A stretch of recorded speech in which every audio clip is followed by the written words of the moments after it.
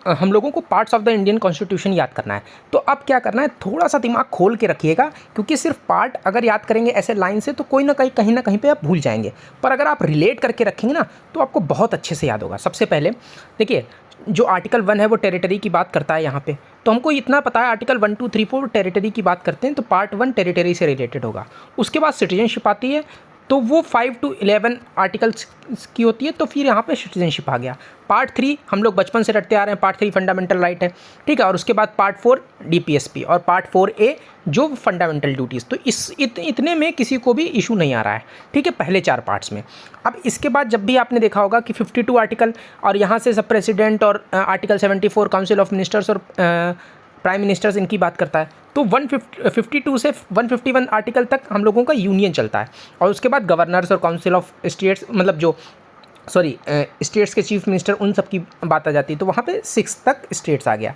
तो 1 to 6 अगर हम लोग याद करें तो पहला टेरिटरी, दूसरा सिटीजनशिप, तीसरा फंडामेंटल राइट, चौथा डीपीएसपी, 4A है फंडामेंटल ड्यूटीज़, 5 है यूनियन, 6 है स्टेट्स, 7th रिपील कर दिया गया है, इसको हटा दीजिए।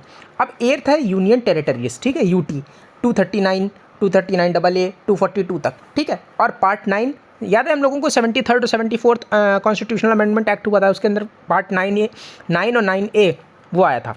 तो ये जो है ये पंचायत और म्यूनिसपैलिटी से रिलेटेड हो गए। उसके बाद एक और अमेंडमेंट हुआ, उसमें 9B जो है वो ऐड किया गया, किसके लिए, कॉर्पोरेटिव सोसाइटीज़ के लिए। पार्ट 10 जिसको याद है, पार्ट 10 जो है वो शेड्यूल एंड ट्राइबल एरियाज़ के लिए है, ठीक है। अब पार्ट 11 1 सेंटर और स्टेट्स, ठीक है। तो relation between union and states, 1 ऐसे याद करिए, 11 1 centre and union states. Union states की बात आएगी तो किस चीज़ की बात आएगी, उनके साथ फाइनेंसेस की, प्रॉपर्टीज़ की, कॉन्ट्रैक्ट्स की एंड सूट्स की। तो 11 के बाद 12 ये आएगा। अब अगर फाइनेंसेस इनकी बात आ गई तो फिर किसकी बात आएगी, उनके बीच में ट्रेड की, कॉमर्स की, intercourse with in the territory of India.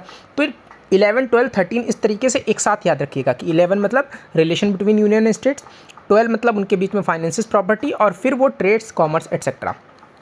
14 क्या है, services under the union and states, services, ठीक है। अब 14A अगर आपको याद हो, आर्टिकल 323A, ठीक है, ये भी बाद में कॉन्स्टिट्यूशनल अमेंडमेंट एक्ट से आया था। तो 14A ट्रिब्यूनल्स है।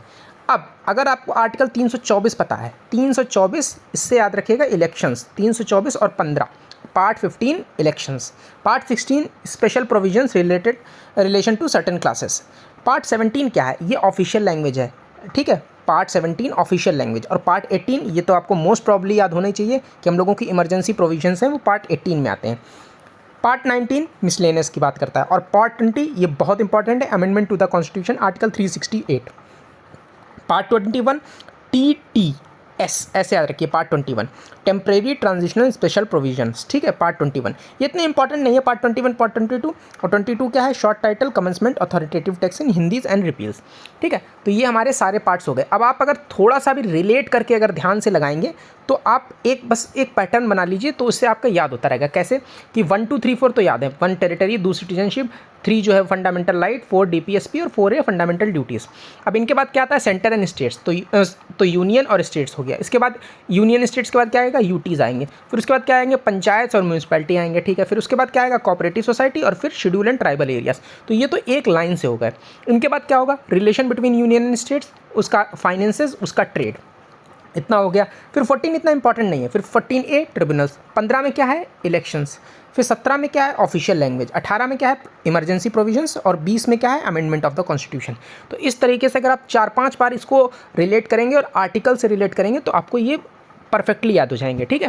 तो आपके यहाँ से 4 मार्क्स एकदम फिक्स हो जाते हैं। अगर आप 25 का पेपर, 24 का पेपर, 23 का पेपर उठा के देखिए, कम से कम 1 से 2 क्वेश्चंस उनसे रिलेटेड आर्टिकल्स और या डायरेक्टली पार्ट से पूछे गए हैं, ठीक है। तो आपका एक टॉपिक यूपीपीसीएस का यहाँ से कवर हो जाता है। That's all, thank you.